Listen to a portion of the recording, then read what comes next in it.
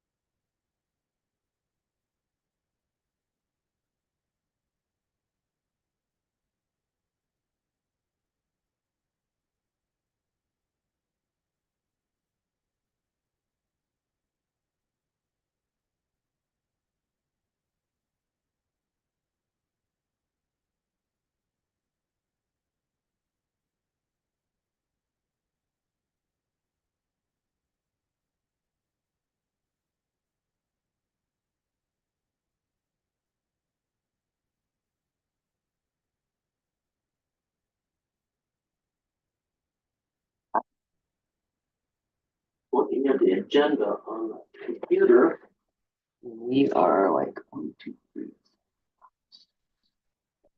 the ninth on the list. So one,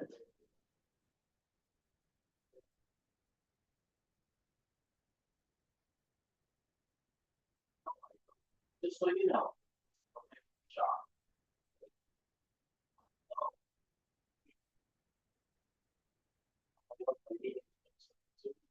on the agenda, but I like, oh,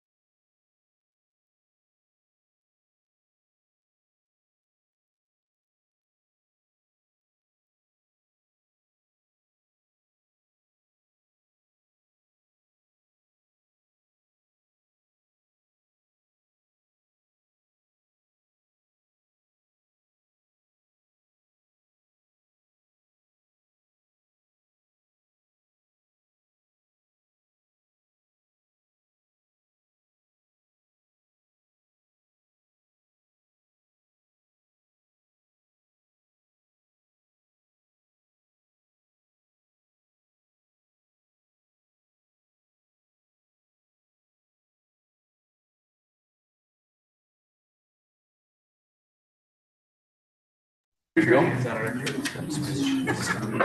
I said, I'm assuming I'm being the chair. Just want to make sure. I want to get.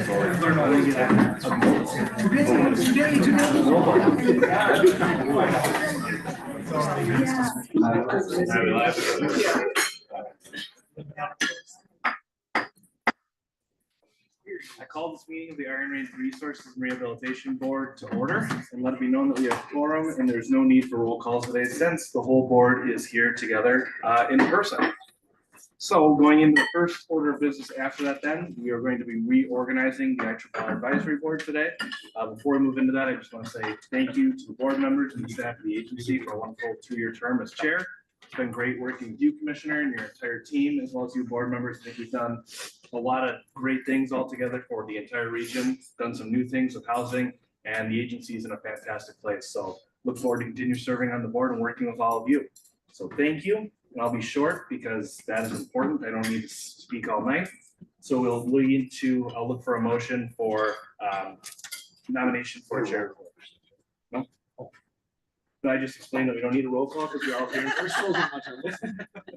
So I'll look for a nomination for chair of the IRRR Board. Senator Farnsworth. Thank you, Mr. Chair. I would like to nominate the senior senator, Senator Justin Eichhorn, for chair. Seeing, is there any further nominations? Is there any further nominations? Is there any further nominations? Nominations are closed. All those in favor of electing Senator Justin Eichhorn as chair of the IRRB Advisory Board signify by saying aye. Aye. Opposed? Congratulations. Thank you very much, and thank you for this wonderful opportunity, and thank you to Chair Igo for, kind of ushering in a new era. The board looks different than it did 9 years ago when I was here, and I never would have imagined folks like Bach and Tomasoni wouldn't be here. Folks I really learned from and respected, and the board is different, but the mission remains the same, and everybody at this table cares deeply about the range and what happens to it. And a lot of us think not only about our own districts, but regionally, and I think that's been a benefit not only to our own districts, but the region as a whole, as we have that united front as we go to the legislature. And we're very lucky to have that. And a lot of other folks throughout the state are jealous that we have that. So I'm looking forward to work with the commissioner and the staff. The staff here is phenomenal. We always look to you guys as just a model of what state government should look like. So looking forward to working with you guys. With that, we will open it up for nominations for vice chair of the IRRR. Mr. Chair. Representative Davis. Mr. Chair, I would like to nominate Representative Scraba for vice chair. Representative Scraba has been nominated. Are there any other nominations? Any other nominations? Any other nominations? Nominations closed. With that, on the vote for Representative Scraba to be the vice chair, all in favor say aye. Aye. All opposed say nay. The motion prevails. Representative Scraba is elected the vice chair. Representative Scraba, would you like to say a few things before we continue? Thank you very much. We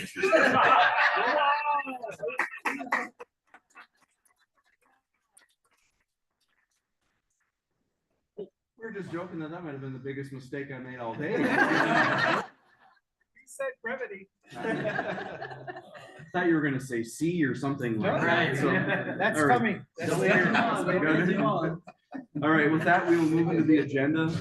First, can I get a motion for the approval of the November 12th, 2024 meeting minutes? Senator Hochschild moves the motion or the approval of the November 12th, 2024 minutes. All those in favor say aye. Aye. All those opposed, the motion does prevail. Next, we are on to agenda item number 5, commissioner comments. Thank you, Chair Eichhorn. And thank you to Representative Igo for serving as chair the last 2 years. It was great working with you. Thank you, everybody, for coming to the first meeting of the Iron Range Resources and Rehabilitation Board in 2025. Starting off, I would like to recognize our newest board member, Representative Cal Warwis, who's been elected to serve the people of District 7B. Welcome, Cal. We all look forward to working with you in this new role as you serve on the IRRB board. Before we get too far, I would like to take a moment to acknowledge the dedication and readiness of all of our board members and their commitment to serving our Northland communities, both through your roles on this board and also in the various committees that you participate in. It's really invaluable when you're serving on these committees, such as housing, taxes, jobs, or economic development, to represent our region and some of the unique challenges that our rural areas have. I know that our constituents and city, school, and township leaders really talk with you on a weekly basis about some of these challenges. And so I just want to thank you for hearing those and trying to find solutions as you work through this legislative session. Next, I'd like to just update you all about some exciting personnel updates. Ryan Malich in the audience, so you'll hear from him later, began serving as the Executive Director of Development on December 18th. In this role, he provides leadership, strategic planning, integration, and direction to the agency and its business development division. He's worked for the agency since 2019, most recently serving as a loan officer. We also have welcomed Sean Pila. He joined the agency as the new facilities and operations manager on December 9th. He oversees the management of the agency's properties and facilities. He has a strong background in facilities, most recently serving as the director of facilities and mountain operations at Giants Ridge. He'll now be working in our agency with Giants Ridge and other properties.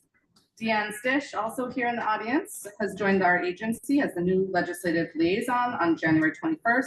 She supports and represents the agency on legislative and agency related policy matters. She also helps guide our staff and on legislative relations and working with all of you. She brings a wealth of professional experience in legislative strategy, public policy development, and stakeholder engagement. We also at our Outlook office have welcomed Krista Hutchins. She just joined the IT team last week, and she brings extensive experience in accounting and auditing. In her new role, Krista will oversee and develop the state's annual comprehensive financial report, the biennial budget, capital budgets, fixed asset inventory, and so on. And we're still currently in the process of hiring a loan officer and a communications specialist in the coming weeks. Next, I'd like to provide a quick update to the board on the construction of the new Giants Ridge Pool and Sauna House. Contractors continue to make good progress on the project. Initial site work and utility installation are complete. Carpenters have most of the building enclosed with the exception of the pool area. Blue lamb beams that support the pool area are in the process of being installed. I think actually this week they were just delivered. Mechanical and electrical contractors are on site, and the building is still on track for a mid-June opening. Again, this project would be possible without our amazing contractors, Kraus Anderson, TNT Construction, Archkey Town and Country, Shannon's Incorporated Mechanical, Yulin Brothers Hawk Construction, and many others, including the workers that are working on the job. So thank you to them. Moving on, I just want to highlight the 2024 Minnesota legislative session, the minerals article legislation that passed requiring the revenue bonds. Our staff continues to work diligently to implement systems and processes with internal controls that fulfill our obligations as required by the Minnesota State Legislature. Our community development team scheduled meetings with each of those bond recipients during a 2-month time period. And the agency set up a new system and process to administer those grants. I just really want to recognize and thank our staff and our employees who work daily with our communities. It's been a lot of extra work and they did it professionally and with the best interests of our community members. So thank you to our staff for all of that. And jobs, before we jump into business, and I know this is a question that comes up a lot when we're reviewing projects. So our agency is completing the process of updating and improving how we track jobs created and retained as part of the funding that we provide. For many years, we relied on job counting formulas that were created decades ago. Last summer, our staff started a comprehensive research process analyzing newer methodologies and best practices that are used by other government economic development agencies. This update will ensure more accurate definitions and calculations of these jobs. We'll be implementing these changes into our applications, grant guidelines, and other relevant documents at the beginning of fiscal year 2026. So on to business. At today's board meeting, an estimated $9 million in projects will be presented that are expected to grow existing businesses, support childcare, modernize infrastructure and public facilities, upgrade essential services, and increase the housing inventory. Total project investment into the region is estimated at $83.6 million. We will review $571,500 for business development, $620,000 for a childcare development project, $1,851,000 for public works project, $1,851,000 for public works, and $6 million for housing.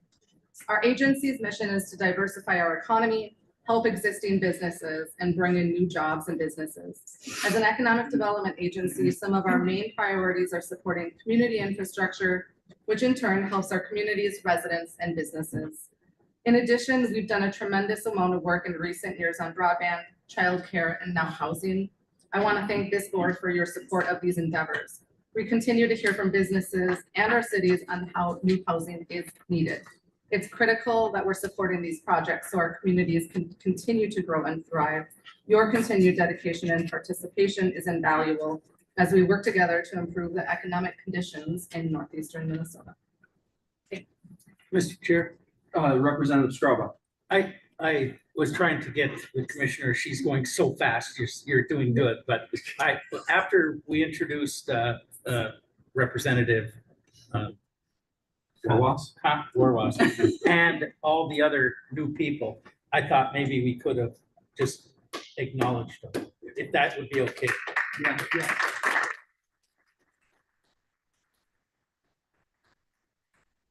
That's rare for we've got the president of the Senate here, Senator Bobby Joe Champion, so it's really rare for him to be able to clap at a meeting because on the Senate floor, we get gavelled down if we clap.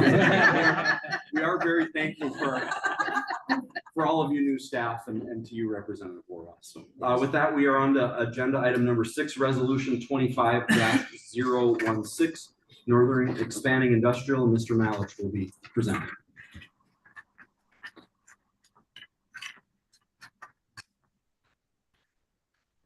These aren't the ones from the office.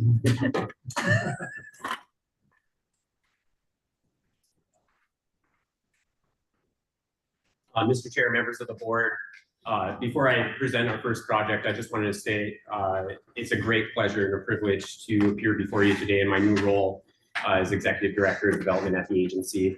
I've had the opportunity to present to most of you over these last several years. And I'm looking forward to continuing to work with you in my new role as our incredible business development team continues our work to invest resources to foster vibrant growth and economic prosperity in northeastern Minnesota. Now, before I put my loan officer hat back on for one last time, I just want to talk a little bit about the slate of projects that we've got, because there is one that's unique in not traditionally what we've done with our loan packages. Childcare is an absolutely critical part in economic development. It's facing challenges nationwide. It's dominating the headlines.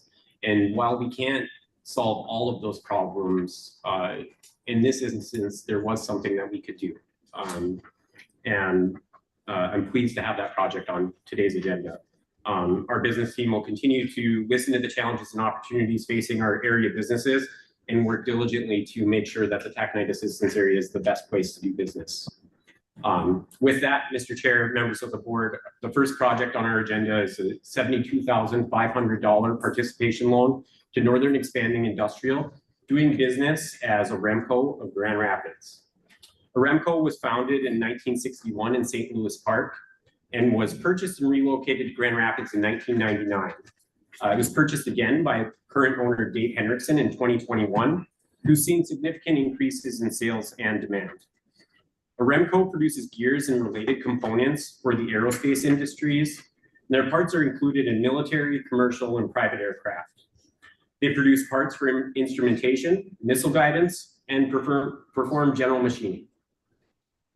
Proceeds of our loan, which we're participating in with Woodland Bank of Grand Rapids, will go towards the purchase of the real estate the business is currently renting in Grand Rapids and will be collateralized with a shared first position mortgage on that property. The loan will alleviate the rent payments that the business currently has and will lead to immediate cost savings for them. helping to retain 3 positions and leading the creation of 1 to 2 new jobs. Aremco has had 1 other loan from the agency. We presented that in the fall of 2023. That loan is current and the company has had perfect payment history. With that, I'll entertain any questions. I'm not sure if Mr. Henriksen was able to join via Zoom, but if there are any questions, I'll be happy to answer them to the best of my ability. See him on there.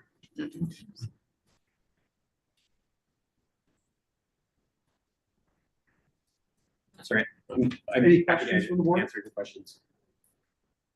Seeing none, with that, Representative Davis moves resolution 25-016. All those in favor say aye. Aye. All those opposed, motion prevails. Agenda item number 7, resolution 25-017, SureFab LLC. Thank you. Presenting again, Mr. Malich. Yes, sir. Thank you, Mr. Chair, members of the board. The next project for your consideration is a $50,000 participation loan to SureFab LLC of 2 Harbors. SureFab was established in 2002 as a contract metal fabrication manufacturer. They manufactured components for the agriculture, mining, scrap and demolition, gas and oil, logging, materials handling, rail grinding, and commercial towing equipment industries. SureFab offers the latest technology and offers different wire and gas combinations.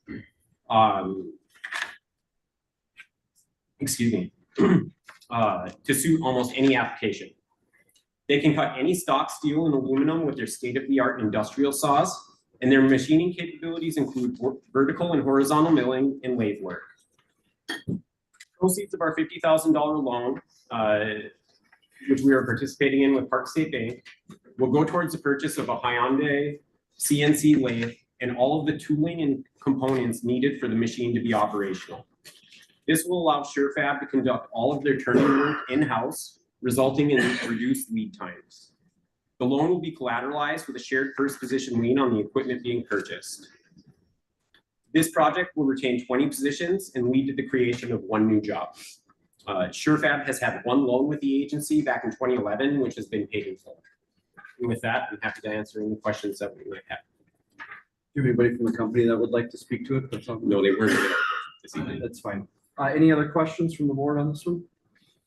Representative Igo. Thank you, Mr. Chair. I just thought I would ask what the IRRR formula rate is for our percentage. So it's the full faith credit obligations of the US Treasury of a similar maturity minus 3%. So we would look back to date for the approval of what the Fed rate is, subtract 3% to the nearest 0.5%. Today would be 1.5%. It's a pretty good rate. They're paying 8% from Park State Bank. I mean, and we should say, big hats off. A lot of times we look at these projects and we see Grand Rapids State Bank, Park State Bank, Woodland Bank. We've got a lot of really good community banks that, make things happen for our region. So certainly thankful for them as well. Are there any other questions? Oh, go ahead. Mr. Chair, you just took everything I was going to say. That's why I brought up the questions. I wanted to outline that. And then we match the bank's terms, Mr. Chair, members of the board, old habits die hard. Representative Igo. We would match the bank's term and at our percent. Thank you. Perfect. With that, would you like to move it, Representative Igo? I just so moved. All right. All those in favor of resolution 25-017, say aye. Aye. All those opposed, the motion prevails. Next up, we have agenda item number 8. Switch around. Mr. Sunval will be presenting 25-018. This one's a familiar one for me. I imagine it is. And for us. Yes. Mr. Chair, members of the board, our third loan project today consists of a bank participation loan to Aramark, doing business as Nelson Woodshims in Cohasset, in the amount of $449,000 out of a total project cost of $998,000. Founded in 1960, Nelson Woodshims is now located in Cohasset, and they're the largest shim manufacturer in North America. Their state-of-the-art high-volume facility produces quality products for distribution. Some of their major customers are Home Depot, Lowe's, and Menards. And for the agency, this will be Nelson Witcham's 9th loan with the agency. All of those loans except for 2 are paid in full, and they always pay early.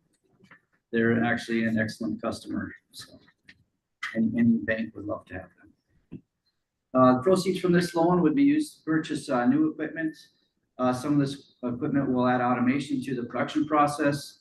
The equipment includes an automated shim builder, a winning OptiCut saw, a text wrap machine, log scanner, a forklift, and an air compressor. Breakdown of the loan, we have $449,000 from the agency, $449,000 from Bankers Trust, and Aramark is putting in $100,000 for a total project cost of $998,000. The project is set to create 3 to 6 new jobs while retaining 60. Collateral on the loan, we purchase money security interest on the equipment purchased with the loan.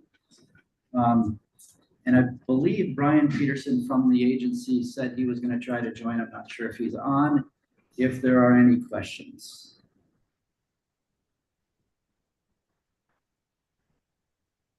I do not see. It doesn't look like it. But I will be able to entertain questions that you. Sure. Go ahead, Commissioner. Sure.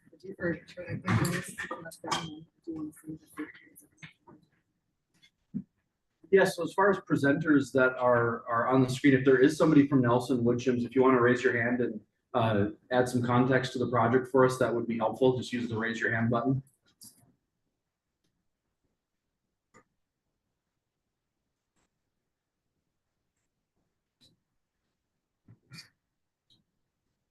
I don't see you, and that's okay. Are there any questions? I will say I've had the opportunity to tour their facility, and it is an amazing facility. Driving by it as you're kind of going to the Boswell site, you'd never realize what was there unless you went through there. But I mean, to have this product that's made right in our own backyard go all over the country and in other spots of in some parts of the world, it's pretty amazing. And they run a real tight, clean ship. And now being an employee-owned company, you can tell that people really take pride in what they do there. So it's a really neat thing to have in our backyard. And I would motion it, but I think that the chair normally doesn't do that. So it is in Representative Davis's district. So if you'd like to make the motion, sure. Representative Davis moves that resolution 25-018 passes. Any additional questions? No. With that, all those in favor say aye. Aye. All those opposed, the motion carries. Next up, number 9, the Child Care Development Project, 25-019, Mr. Sunval and Mr. Isbell. Welcome. Mr. Chair, members of the board, so this is a unique project for the agency, especially on the loan side.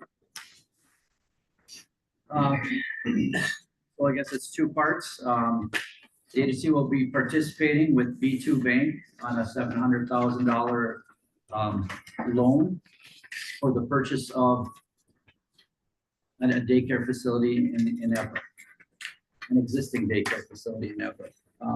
The project will also consist of a $270,000 grant from the agency. Total project cost on this project is $970,000. Yeah, I'll add a few things. Thank you, Scott, Mr. Chair, members of the board. Couple things on this, just to provide a little bit more background. So we have provided childcare grants in the past on development projects. So this is nothing new what you see here in front of you. Sometimes the dollar amounts are more. I believe you approved one to the city of Coleraine past board meeting, just last board meeting, higher dollar amount. What's different here, of course, is the financial lending aspect to this, for us going outside of what we normally do in that box. And the reason behind that is trying to retain really 2 facilities within the Quad Cities. So one purchasing the other facility, and if they don't purchase that facility, we don't believe that facility would, the owners want to move on to something else, so it wouldn't be there. So it's also, that facility is new, it's modern, it's up to date. The existing facility for Apple Tree is in a tough state of repair. They had it closed down as of yesterday, I believe, yesterday or today, due to flooding. This is the second time we helped them out just recently. And they have an immediate need to save their 120 some childcare slots. So this is really what we would refer to almost like an emergency project. It's really outside. So we say outside of the norm. It is tremendously impactful that we're making this investment. And it's our intent, of course, to have this money come back to us that's in the loan. So assuming everything works and it's been vetted the way our staff is vetted at working with the banks and the businesses, that we assume it'll really end up being a grant similar to what we normally pay out. And we would entertain any questions at this time. And Tiffany Soderman from Apple Tree is on here live. Yeah, if Tiffany would like to make some comments, I think that would be great. Get her on there. Tiffany, if you would like to just talk through your board as a nonprofit and why you're making this move. Just a little bit. Yeah, there we go. Are you muted, Tiffany? Yeah. Oh, sure.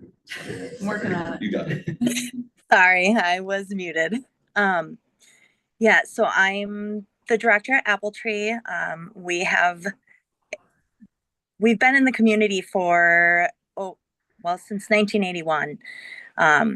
So a very long time. We've been in our current location over 30 years. We are also the only nonprofit childcare center in our area. So we're run by a board comprised of parents and community members. We have run into issues repeatedly with our building. It just really needs upgrades. And being able to make this purchase of the building in Eveleth, we'll be able to not only retain their slots, we'll be able to keep spots for our families while pursuing a remodel, and the end goal being having both facilities up and running and operating for the Iron Range. Thank you. Are there questions for the presenters or for Tiffany? Not seeing it. Oh, yeah, Representative Weigel. I think just once again, and not to keep kicking the agency's tires, but once again, you guys are stepping in at a point where we need help to not only preserve, but expand childcare in the Iron Range. And that just shows just how great our agency is and what we're able to do here. And, you know, I heard about what's been going on over there on my side of the range, and the fact that we're able to step in and do this and save this is so critical to the economic development of our region. So, Ms. Otterman, thank you for all you do, and thank you for working with the agency and bringing this before the board today. So thank you. Thank you all. For either for Chris or Ms. Soderman, so it's, you said the facility they're in now, they have to shut down, and are they able to transition right away to that new facility, or is there going to be kind of a big lapse? Obviously, we got to get this done and quickly either way, like you alluded to, but is there going to be a big gap for childcare in the area for a little bit? There's going to be a transition issue now with the immediate closure. So they closed. They had some flooding. They closed.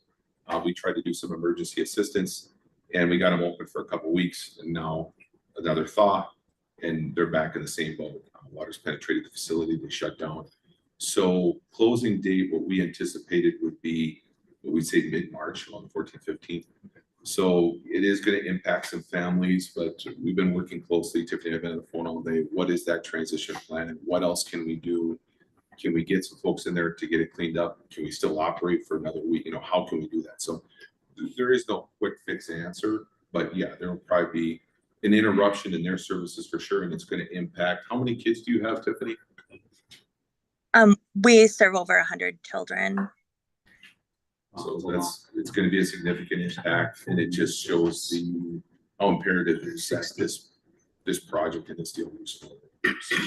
Well, I'm happy to see the agency working on stuff like this. We've heard tons about childcare, and the most work that I've seen come out of kind of the state level has been from your agency, and that's a testament to the work you guys do and how much you care about the range and actually getting the right things done. So we certainly appreciate that. With that, we will look for a motion on resolution 25-019. Moved by Representative Warwas. All those in favor say aye. Aye. All those opposed, the motion prevails. Next is the Public Works Resolution 25-020. Mr. Hickey. Mr. Chair, members of the board, we have 8 public works projects for your review and recommendation. Agency investment 1.851 million, as Commissioner stated earlier, with a total project investment of $42,681,631. And before I go into the projects, I just wanted to note that of these projects, the majority of all of these projects have federal funding, very significant federal funding, state funding, or local municipality funding, could even be county funding. So they're very well leveraged projects that needed us to help on some gap funding. This first project, City of Aiken, grant amount $165,000. The request, the project consists of runway and taxiway reconstruction at the Aiken Municipal Airport. The airport's runway 1634 was last constructed in 1996 and is 4,000 feet long, 75 feet wide. It's in very poor condition and a safety hazard right now for planes not being able to actually land there or use that runway. The airport generates about 1.6 million in economic impact to Aiken and Aiken County. Second project, by Wabick Township, request amount $161,000. Project consists of an expansion of Wabick Township Fire Hall to allow for increased firefighting services, additional equipment, and training opportunities. The current facility is 2,600 square feet, and the expansion will add 2,000 square feet. Built in 1989, the facility is served by Wabick Township and the surrounding communities with essential fire and rescue services. The expansion facility upgrades will ensure the continuance of regional emergency response services. City of Ely, grant request amount $200,000. Project consists of utility upgrades and road reconstruction of Harvey Street. The city will work in conjunction with St. Louis County on a complete urban reconstruction. City's participation is to remove and replace sanitary and storm sewer lines. Project includes sewer improvements on Conan Street from 2nd Avenue East to 3rd Avenue East, which is 1 block south of Harvey Street, and water main replacement on 1st Avenue East to Chapman Street, alley to Conan Street, alley, and crosses Harvey Street. City of Keewatin, grant amount $53,000 request. Project consists of upgrades to the Keewatin Fire Hall, including a new roof and exterior tuck pointing. The roof has exceeded its useful life and water filtration has damaged the facility. The building is 7,000 square feet and was built in 1992. The Keewatin Fire Department is an essential service for 984 Keewatin residents, U.S. Steel, Keetac, and the surrounding communities. Next project, City of Orr, grant request amount $260,000. Project consists of citywide infrastructure upgrades, including sewer line replacement within a wastewater treatment plant, water line upgrades to 2nd Avenue East, and airport lighting replacement. That 2nd Avenue East water line break has just shut off water to their fire department, so it's a critical component of the project. In 2023, a significant crack was discovered in a pipe located within one of the sludge tanks. That's within the wastewater treatment facility. Closer examination indicated the pipes were deteriorating in several locations. So we have water line break. They just have a bunch of kind of emergency issues pulled together in this project. And the Orr Airport runway lighting needs to be updated to federal standards or they can't continue to operate. City of Orr, grant amount $130,000. Project consists of construction of a 4-unit T-hangar at the Orr Regional Airport. The current city-owned T-hangar is in poor condition due to frost heaving and inadequate subsoil conditions present during its construction. The building is beyond repair because of fundamental structural deficiencies in the foundation, rendering it unsuitable for public use for an aircraft storage facility. Proposed new T-hangar would offer secure and efficient storage solutions at the airport, adequately addressing the public demand of those facilities. Project impacts tourism in Orr and Pelican Lake area. City of Tower. This is a development project. Gets out of that municipal infrastructure realm. City of Towers, even though it's municipal infrastructure, let me clarify, there is municipal infrastructure, but this is getting into more development. Project consists of water, sewer, and electric utility placement for development of 6 newly constructed sustainable homes. The single-family homes feature 2 to 3 bedrooms and are suitable for permanent homestead or short-term rentals. The homes are phase 1 of a larger development project situated on the East 2 River. Prior to any questions being entertained, just want to note we see housing And the reason this sits under this is because those homes could end up being potentially like a resort or VO use. We didn't want to put it under a housing program. If that's not what we know for sure it's going to be. So that's why you see here.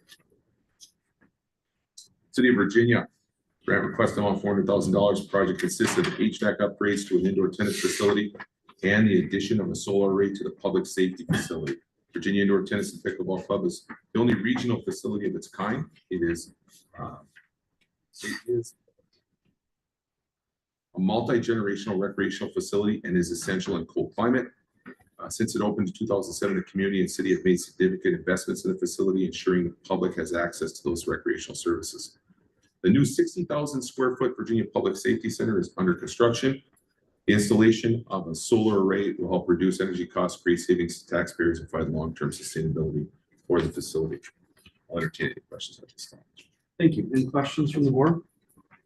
You guys must want to go watch the Wild game or something. Representative Hofstra, or Senator Hofstra, then we've got you, Representative. Oh, I got downgraded. Yeah. Because that's a little serious. No,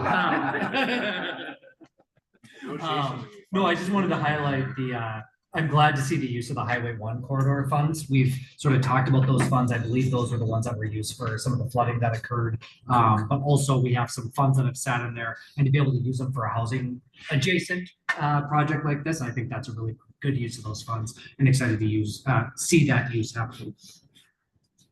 Representative Stroud? I'm trying to figure out the city of Virginia. They're talking about a multi-generational recreational facility. Since it opened in 2007, they made investments. The new 60,000 square foot center, I'm like, okay, We what's, transition. There's two projects. thank you. The city came with, My brain is like, what? and I mean, this is commonplace, Representative Straba, Mr. Chair. Yeah. It's commonplace in a lot of our applications where City of Ely will say, look, we got 3 different parts of town where we got infrastructure we need updated. So we pool it into one project called citywide infrastructure. Okay. City of Virginia came on 2 substantial projects in terms of needing investment. And so yeah, they're pooled up. But what you're saying is they didn't transition well from the indoor facility in the language. I'll get that. Representative Stroud? So the 400,000 is just for infrastructure? Excuse me, Representative Straub, Mr. Chair, 200,000 will go into the tennis for all building, the indoor tennis facility for HVAC upgrades. I think the total on that is going to be somewhere between 365,000, 400,000 to bring that facility's HVAC up to speed. And then on the public safety facility, that's a mega multi-million-dollar project. And Right. 200,000 will go investment into the solar. And I believe that solar array is somewhere between 800,000 and $1 million to put for the size of that public safety building. Representative Stroud? You good? Yeah, I Got it all, you got the city of Virginia figured out now? No, I got the thing, I just, You'll keep working on it. solar. Are there any other questions? Seeing none, Representative Straba moves resolution 25-020. All those in favor say aye. Aye. All those opposed, the motion does prevail. Next, item number 11, housing projects, resolution 25-021.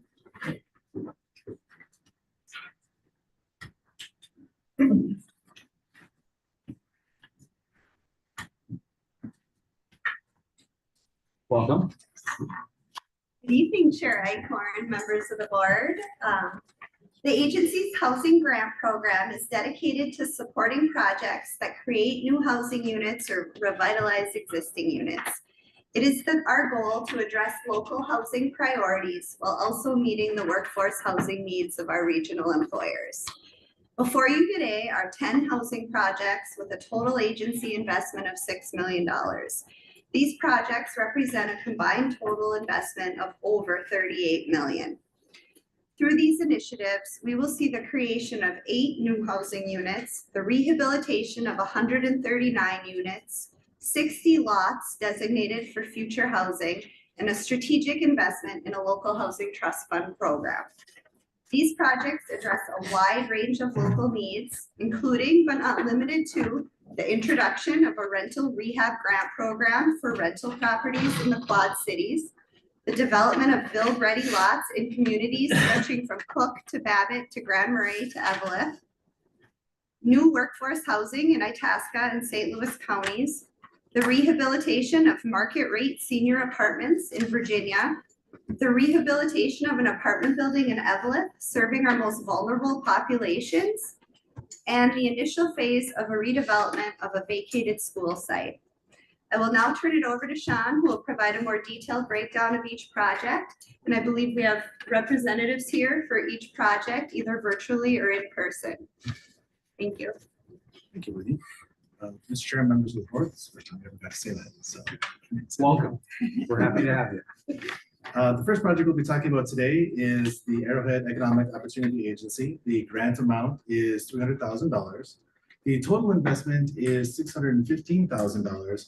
And this is a program where AEOA will administer the rental rehabilitation pilot program, which will offer up to 20 forgivable loans to rental property owners in Evelyn, Gilbert, Mountain Iron, and Virginia. Rental properties with 1 to 6 units are eligible. Financing will be offered at an interest rate of 0% with a 10-year term, and the maximum loan amount will be $15,000 per unit. The program aims to elevate existing rental properties to meet industry-recognized housing standards. The next project that I would like to discuss is City of Babbitt. The grant amount is $1,450,000. The total amount, total investment is $3,985,469. And this project consists of utility infrastructure, roads, and site work to create 18 single-family lots and 1 site for up to 12 twin or townhomes, and 1 multifamily apartment building. The project will connect to existing utilities located west of town, and the city completed a housing market in 2024, and the results indicated demand for new housing construction in the Babbitt area. The next project I'd like to touch on is City of Cook. The grant amount is $180,000. The total investment is $362,514. And this project consists of utility infrastructure, roadway, and site work to create 9 family lots. Cook experienced a devastating flood in June of 2024 that caused extensive damage to community infrastructure, business, and homes. The natural disaster ranks as the 2nd largest in St. Louis County in the past 30 years and caused extensive damage to several local areas. These new lots are located above the floodplain elevation, providing both the city and prospective residents assurance against future flood damage. Cook County Housing and Redevelopment Authority, the grant amount is $112,000. The total is $273,170. And this project consists of extending utility infrastructure to 2 sites that have been acquired, cleared, and prepped for future construction of 2 single-family homes. There is a waiting list of long-term residents eager to purchase the completed homes, which will help meet the affordable housing need for workers in Cook County.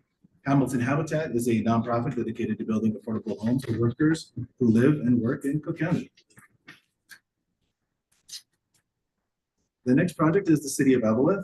Grant amount is $2 million. The total investment is $9,476,749. And this is a 2-year project consisting of redeveloping a 20-acre site in the middle of the community that was previously home to the Evelyn School campus. Year 1 work includes utility infrastructure to serve 6 single-family lots, a parking lot to support existing community multi-purpose building and future recreational amenities and trails, and planning and civil engineering. Year 2 will include site creating utility infrastructure, new road construction, and streetscape improvements, as well as park and trail construction. The city is seeking additional grant funding from Minnesota Housing and Minnesota Department of Natural Resources to support the project. All other funding options have been secured. The city will submit an additional IRRR grant to fund any remaining project costs. When completed, the redevelopment project will result in 28 single-family lots, a 7-acre park with recreational amenities and trails, the transformation of an existing school building into a community multi-purpose building, and future opportunities for multifamily housing.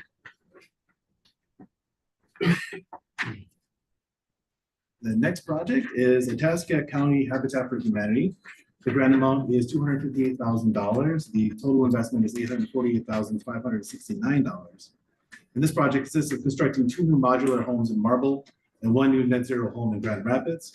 Itasca County Habitat for Humanity serves homeowners who qualify for a mortgage and based on a family of 4 have an income up to $73,000 $300 per year, or no more than 80% of the area median income. The next project is Itasca County Housing and Redevelopment Authority. That's a grant for $50,000, total investment of $1,185,000. And Itasca County Housing and Redevelopment Authority has committed $100,000 annually to a local housing trust fund. This fund aims to provide a steady and flexible source of money to support local housing projects, focusing on those that offer the most advantages to the community. This includes revolving loans, grants, and technical assistance that will be offered through the fund. The HRA is seeking additional money for the fund from Minnesota Housing, philanthropic and private sectors, and the IRRB grant, IRR grant, will provide leverage needed to secure the Minnesota Housing Local Housing Trust Fund grant program. We'll do it at least once. Northern St. Louis County Habitat for Humanity, grant amount $750,000. Total investment is $1,776,735. And the project consists of utility infrastructure, site work, and construction at 9 new home sites across several Iron Range communities. The project includes building 3 new homes, rehabilitating 2 homes, completing 2 homes that have finished foundations, and constructing foundations for 2 homes that will be built in early 2026. Northern St. Louis County Habitat for Humanity serves homeowners who qualify for a mortgage and are based on a family of 4, have an income of $57,120 per year, or no more than 60% of the area median income. The next project is Trellis. This grant amount is $250,000. The total investment is $15,298,284. And this project consists of rehabilitating 54 housing units at Hilltop Manor in Evelyn. Hilltop Manor is a 6-story structure built in 1978. Trellis is a nonprofit housing operation and intends to rehabilitate the building and the units. The units will remain affordable for households who are based on a family of 4, have an income up to $47,600 per year, or no more than 50% of the area median income. The project represents significant progress towards improving housing quality and preserving affordable housing choices. And then the last project that we're bringing to you today is Virginia Housing and Redevelopment Authority. The grant amount is $650,000. The total investment is $4,880,000.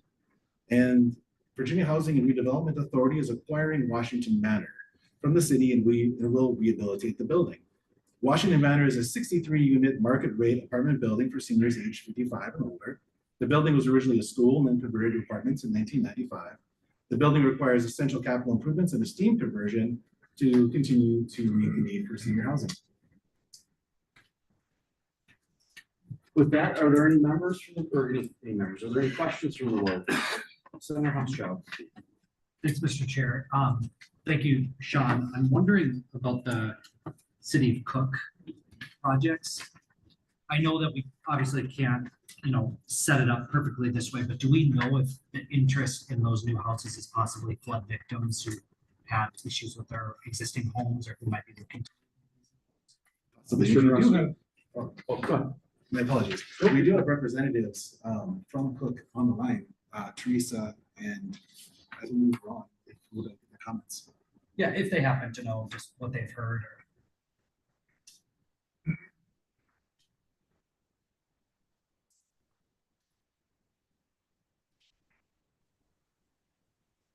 This is Administrator Martinson here with the City of Cook. Thank you, Board Chair and all other members. We don't necessarily have a commitment from flood victims in these new established housing lots that are shovel ready, but it is our hopes that for some of the housing stock that we do have in the community that might be dated, that we'll see some transition of folks that are moving into the new lots and then filling up these dated housing stock. I'm not sure if Councilor Bushbaum is also on the line, if you'd like to add anything.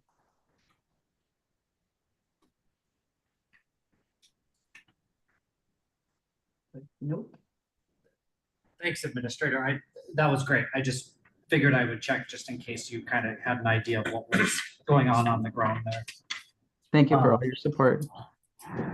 Yep. The only other thing I wanted to comment on was really appreciative, of course, of all these projects and in particular the Cook County project. And I just want to say that I really appreciate all the work that staff does. I know that my legislative assistant was in touch with Cook County about various proposals that they had on the table, and Whitney has been working with us sort of back and forth on that proposal and where they were at and how it went. And I really appreciate that the staff were so responsive and sort of working with us to understand where the different applications were for these housing projects. There's so much demand, as we know, and not all the money in the world to do everything, but I just appreciate the response and the work that the staff do on these important projects.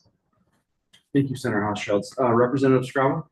I do want to reiterate what the senator was talking about Cook County Housing Authority.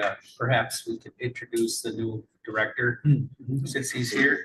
Yeah, Jeff, come on up. Introduce yourself.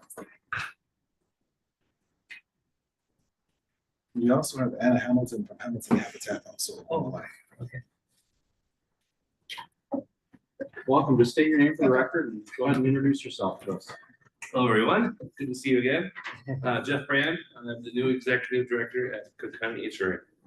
A question that I have, and being there enough, the fear and the locals absolutely hate when people buy the house and don't live there and don't work there. It's a problem. I mean, when I hang out with those folks in the town, they're at wit's end. You know, as soon as the house goes up for sale, someone from down here buys it, and then it gets leased or rented, and there's no ownership. And everyone's kind of concerned. But I noticed here, it says, you know, it's going to meet the need for workers. Can you kind of assure that it's going to be for that? You know what I mean? Yeah, well, I definitely can, but I don't think I can do it as well as Anna. And I know that she's right there. Okay. Yeah. Maybe she can speak to it. If Anna, if you want to unmute, we'd love to hear from if you could answer Representative Scrabble's question. You're still muted. There you go. Okay. So we deed restrict the properties. We have a couple deed restrictions. One of them is that it has to be a homestead property. It cannot be rented in any capacity. That runs with the land for 30 years, that deed restriction. And the other is that if they should sell within the first 5 years of ownership from the date of closing, they have to split the equity with Hamilton Habitat. And that's really just to keep them from flipping because our market is what it is and we sell at cost. So they get equity almost the minute they own it. So I don't know if that helps. Yes. Representative Scrabble, anything else? No, that's what I wanted to hear. Thank you. I appreciate you being proactive. Do you have something else to add? Yeah, I just wanted to point out Amazon and Hamilton Habitat's kind of a special developer in Cook County. They're really working with people that otherwise can't afford a home, can't get into a home. And so they're really fitting a niche into the Cook County area, especially in Grand Marais. And they're a wonderful partner, and I'm glad to be working with them. Day 4, I'm already at the table. Are there any other questions? Yeah, I got a question. Sure. Yeah, Representative Warren. Yeah, I see folks from North St. Louis County Habitat for Humanity, Nathan Thompson in the audience here, and I was just wondering, a pretty random question, which is wondering if you could tell us where the projects are that we're investing in here. Mr. Thompson, if you want to approach the table, just state your name for the record and you can answer the representative's question. Thank you, Mr. Chair, members of the board. I'm Nathan Thompson, the Executive Director of North St. Louis County Habitat for Humanity. The projects that we're talking about for North St. Louis County are going to be built in Aurora. We got 4 projects in Virginia, 1 in Buell, 2 in Hibbing, and 1 in Chisholm. So we really do like to have a widespread coverage when we say North St. Louis County. We've built in 15 of our communities. Representative Morris? No, that's fantastic. Just to follow up, I just know you and your team do really great work, and I'm just looking forward to following up on those later. So thank you. Thank you. You're welcome. I know several of you have been to some of our dedications and groundbreakings, and that's always appreciated. And it makes a big difference to our community and to the people that we serve. Really, the community gathers around our homeowners and helps them with the opportunity of building and then affordably buying their homes. So we appreciate it. Representative Igo? Thank you. Well, Mr. Chair, I just had to make some comments here, being chair of housing in the House. I had to go over and look at what was done here today. It was incredibly impressive. The fact that we're spending $6 million of agency money and getting a 6 times return investment on it's incredible for 8 new housing units, 139 rehab units, 60 new lots, and we're investing in a local housing trust fund, which is a really great opportunity for our communities. But to get into the nitty gritty, I wanted to find out if we can get it answered today. Of those new lots we're creating, do we know what sizes those lots are? Ms. Ridlin, do you know that, or Mr. which one of you wants to take it? Chair Icorn, Representative Igo. The lots vary in size. The project reps can speak to that, but the Babbitt lots are of larger significant size, some over an acre. The Evelyn lots range in size from being a little larger to existing lots to a separate part of the project that has a little bit of a bigger lot size. And the Cook ones are larger size lots. So, but if you want specifics, they're all on. So. Representative Igo? Yeah, I just wanted to follow, because I mean, there's been a lot of conversation about, you know, when you go larger lots, you have larger costs in purchasing that home. And one of the things we're finding that a lot of states, red and blue states around us are doing is getting at smaller lots, because you can still build decent sized homes and get that affordability back. You know, Minnesota in the last year alone lost 22% of homes under $300,000. The average age of buying your first home is 38 years old, and the median home price is over $400,000. So these are things that I'm just looking at being my role. So I just wanted to see what we're doing back home on the range with these developments of new units. So for those projects, I'd love to follow up with them, find out what we're doing on those lot sizes, and see what we can be doing to work with our communities and developers to spur out getting back to having homes for sale in the $300,000 range and having starter homes for Minnesotans, especially in the iron range. Thank you.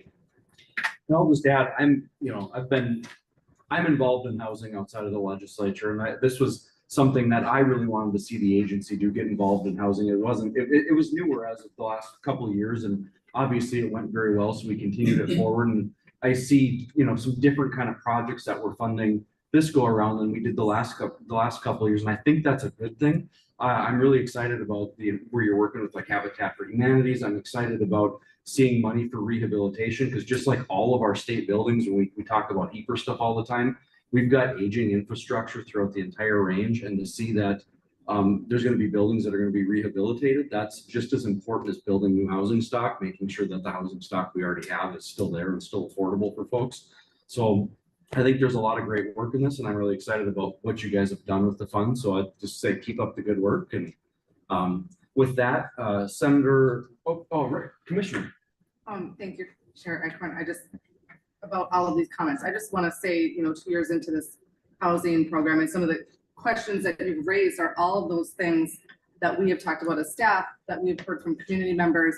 You know, Representative Scraba, you asked about, you know, the rental units, we put in restrictions, we talked about the rehabilitation. We had these conversations 2 years ago when we talked about lot sizes. Like you see in a lot of our towns, that homes that were built 100 years ago, some of them are just beyond repair. They get taken down, and then nothing gets rebuilt on some of those lots because of the lot size or the difficulty in rebuilding. So we really did want to take a focused effort of like expanding this program to do as much as we could when it makes sense. Rehab, new housing, apartment buildings. So I think it's been a successful pilot, and we are continuing to tweak it and see how we can work with communities. And again, lots of still difficulty in getting housing, and funding is very much needed, but we are definitely trying to make steps. And just such an important part of economic development, which is what we're charged to do. So glad you guys are doing it. With that, oh, you have another question, Representative? I did want to ask the city of Babbitt, the mayor's here, if I could ask her a question.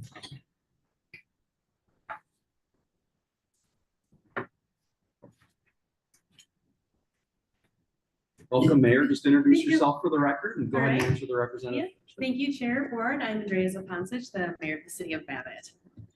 When Representative Scraba. Thank you, Chair.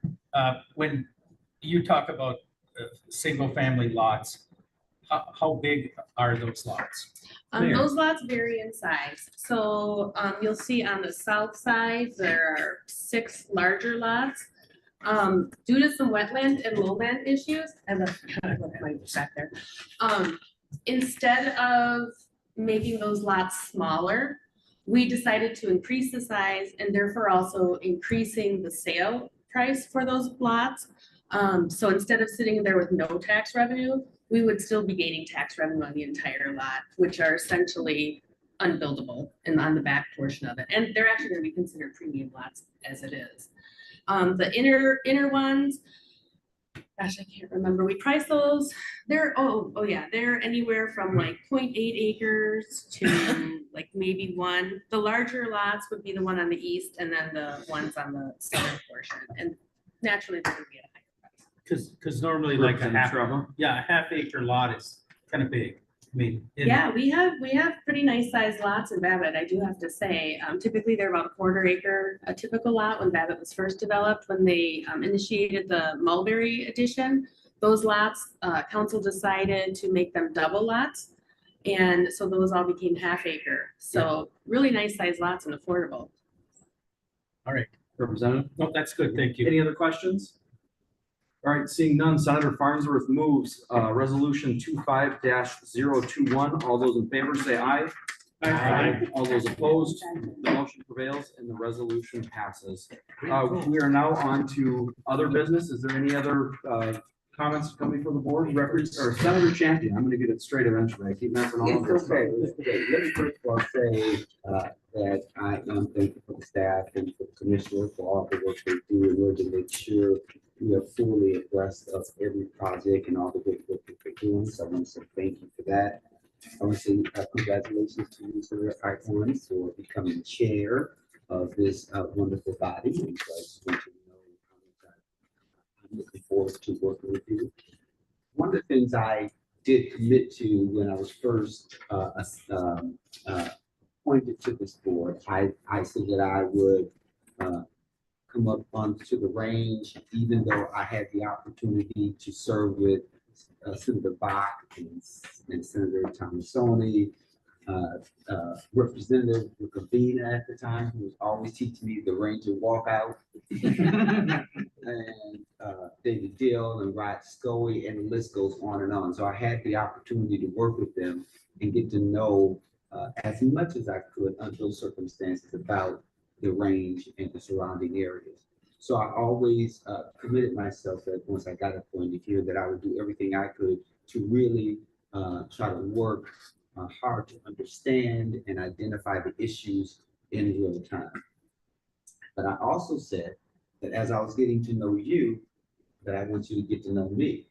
And with that being said, one of the things I really ascribe to, because I think this is something that's missed, is the ability for legislators to get to know each other and go to their respective districts so that they get a chance to see how there are things that, the things they have in common, and they can understand what differences they have.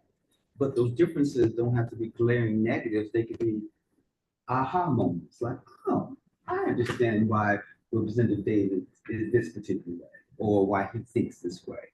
And so I am going to look for a time to invite you all to come down to my district, which is in Minneapolis. You're in St. Paul. St. Paul's not as cool as Minneapolis. And so I want to make sure that I get a chance to invite you all down and that you will agree to come down. And I'll do a good job of hosting you with a number of different activities that gives you a bird's eye view into my Senate district, but also the metropolitan area, but also have some fun, because I think that, you know, food is always a great lubricant. So can't you tell that I love to eat? And so I think food is a great lubricant, but I think also activities are ways that you get to know each other too, so that it's not always combative or negative or just highlighting what's wrong, but getting to know each other in a different way. And so I want to know my commitment to that. And so that we can also see that there are set similarities between rural Minnesota and the metropolitan area of urban Minnesota. So I see heads nodding. Did I see your head nod? Yeah, okay. And so I'm going to look for a time, and I want to work with the commissioner as well as the chair to identify a time for us to come together and come over to Minneapolis, and look forward to having some fun and a good time and a learning experience with each other. So I wanted to say that doing other business, so that you didn't gavel me down. I would gavel you down because you did the favor. I don't want to get gravel down on the Senate floor. So I want to thank you again for the opportunity to speak and for encouraging me to be able to say what I think I feel. And I always thank you to Senator Hochschild, who is always talking to me about the range and what's right and what he loves about it. And so I want to see what I love about Minneapolis as well. So thank you so very much for the time, and sorry to belabor the point. No, and I'll just add to that and say, thank you for your time on the board. I can say when you first got appointed, because the Senate has that one appointment, I thought, who are we gonna get? We were, maybe I shouldn't say this, but I was saying, I was just hoping it wasn't the member from Duluth.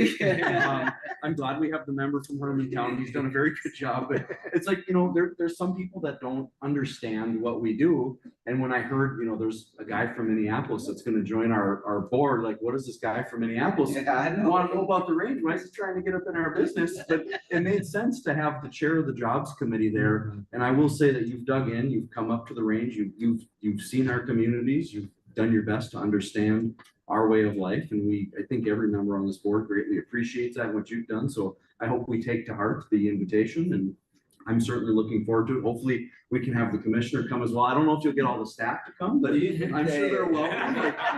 I bet we can get the commissioner to come at some point. I would love to join you. I would love to learn more about your community as well. So we appreciate the offer there, and hopefully we can make that happen sooner rather than later. Hopefully when it's warm, because it would be warm, and so that you know, I represent North Minneapolis, but also the North Loop, which is known for all these great restaurants as well. And I represent a portion of downtown. So of course, where the Twin Stadium is and the Viking Stadium, all that other good stuff. So we'll find something worthwhile for you to do. Also, the Duffleys in my district. So it'd be like those sort of things as well. So I'm looking forward to the opportunity. Senator Hasha. It's on record that Senator Champion will be taking us to a Twins or Vikings game. I like that. Or both. I guess staff is coming up. Anything else under other business? All right, seeing none, thank you to the staff for coming down. I know it's a real drive to come down here, but we couldn't do what we do without you. So thank you for coming to us so we can have this meeting during session. So we really appreciate what you do. We're looking forward to getting back together with you back up in Evelyn. So with that, this meeting is adjourned.